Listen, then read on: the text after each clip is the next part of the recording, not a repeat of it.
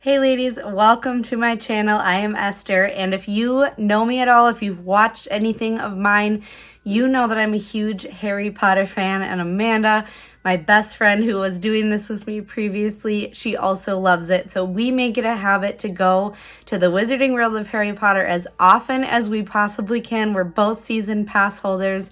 We love it, and the magic never dies for us. So whether it is your first time or your 50th, whether you are a fan or you're going with somebody who is, or you're just going to experience the fun of Universal and also visiting the Wizarding World, I thought that I would share with you some of my favorite things there. Every single time I go, no matter how many times, I always see fun new things there that I haven't seen or noticed before. If you're not familiar, I am in Minnesota, so it is a trip for me. It's not like I can just go visit over the weekend, but it is definitely worth it. It is one of my favorite places in the entire world, and I wanted to share that excitement with you. I just got back a few days ago from my most recent trip. I have several more scheduled for this year, so I took a bunch of footage while I was there so that I could share with you. Before we get started, I would love to know if you have ever been to the Wizarding World, either the one in Florida, the one in California, or the one over in China. If you did, tell me what you thought. If you haven't, tell me if you are planning on going. And if you are just not a fan, that's okay too. I still want to know where your favorite place to visit is. While you're in the comments, make sure you leave this video a big thumbs up so I can keep creating awesome content for you. Make sure you are subscribed to my channel if you haven't already, and hit the notifications bell so you don't miss a thing. If you weren't aware, I also have a beauty channel that I just recently launched. I'm super excited about it, and it is for absolutely anyone. So I will leave a link to that down below in case you want to check that out as well. Now let's get started.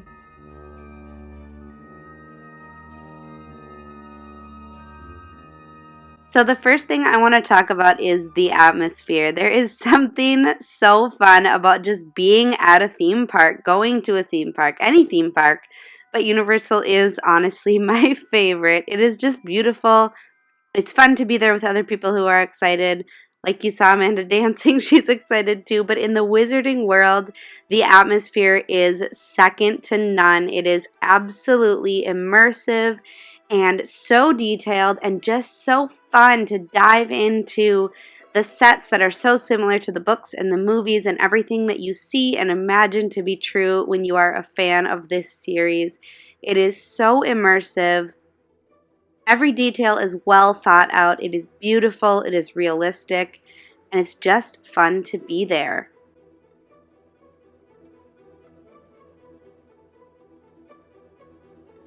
You get to unite with other fans and experience so much of what you read in the books and see in the movies.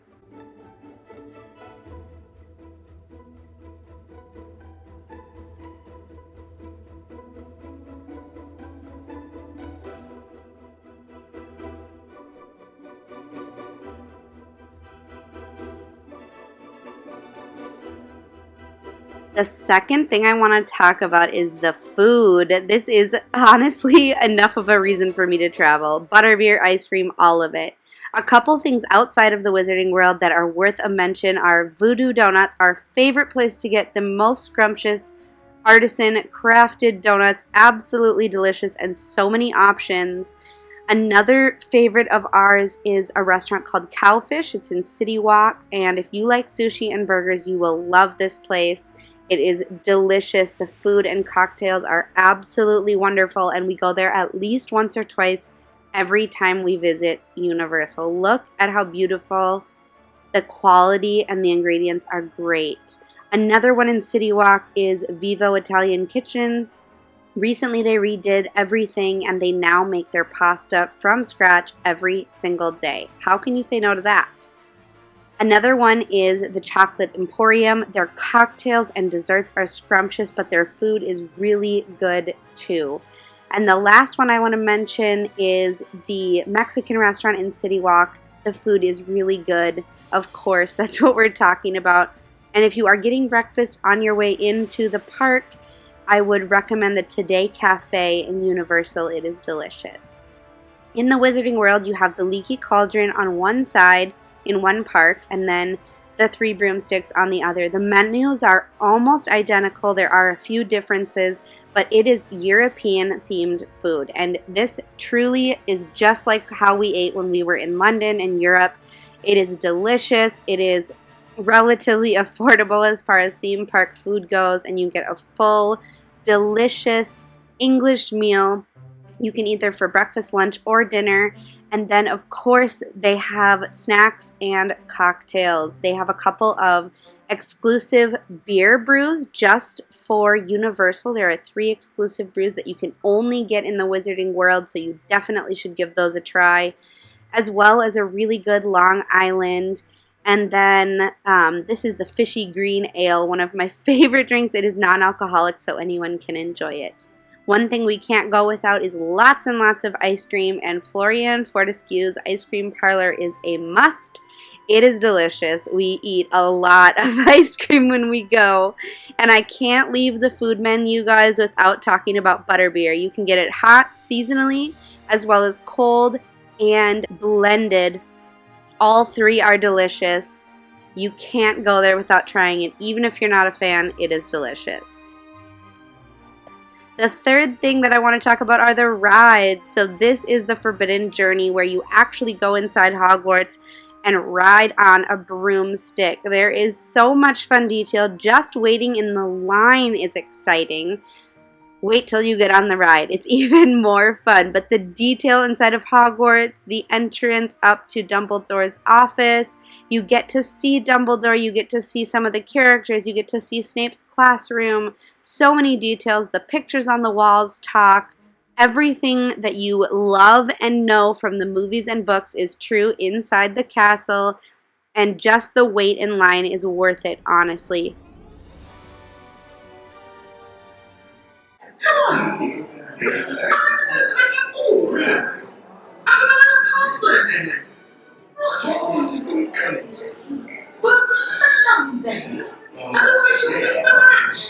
Even the fat lady, we love her. Next, we have to talk about the Hogwarts Express. You can go both ways from Universal to Islands of Adventure and back again if you have the park-to-park pass, and you get a full experience when you step inside of boarding the Hogwarts Express. Riding, you hear the voices of the characters, you get to see a lot of scenery that you would see going to and from Hogwarts. It is so much fun. You even get to see the Night Bus and Buckbeak and some of your other favorite characters. It is a must do for any Harry Potter fan. Next up is Gringotts, the Escape from Gringotts. This is so fun. If you have seen the movies or read the books, you know the story. But you enter into Gringotts and you actually see the goblins working away. You can even go into the Money Exchange building and talk to one. Throughout the line, you'll see vaults and newspapers and the offices of the goblins. And then, of course, the ride itself is so much fun. You feel like you are down underground, escaping on a dragon from Gringotts. Such a fun ride.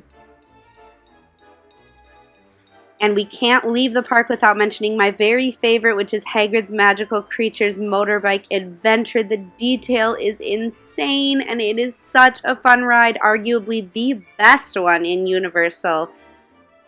I absolutely love it. I ride it over and over again. It is so much fun.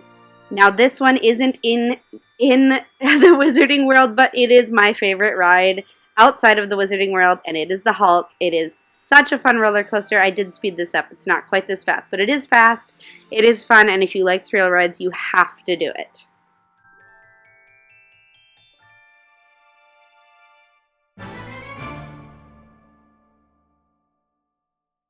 Next up, we're talking about experiences like the fire-breathing dragon. She is so majestic and it never gets old. You can even watch Celestina Warbuck perform on the stage.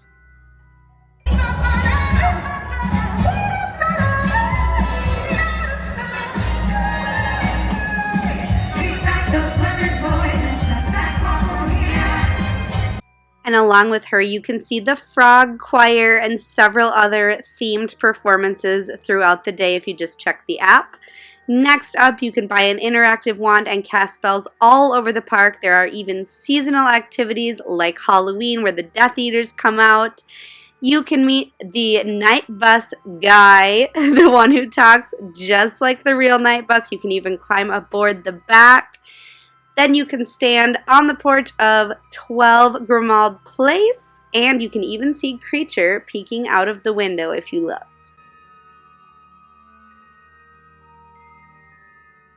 You can also call the Ministry of Magic at the telephone booth right outside the station, and you can meet the conductor of the Hogwarts Express and take your picture near it. There are also other fun experiences in Universal, like meeting Blue the dinosaur. Where are you folks from? Minnesota. Minnesota, eh? Yeah, Slytherin. Jurassic Park guests. Oh, you can't pet her. Visceral Why not? connection to the animals. If you touch her, then she'll touch you back, and that's when bad things happen. Bad things happen! She is not cute. Cute's a four-letter word that she hates. Blue. Oh my God. Making her angry, Minnesota. She's not a lover. She's a fighter. Get out of there, Minnesota. Get out of there. Move it, Minnesota. Your turn. Go ahead. Go. Gryffindor is not brave enough. She's fucking... And probably my all-time favorite performance at Universal is the Beat Builders. Here we go.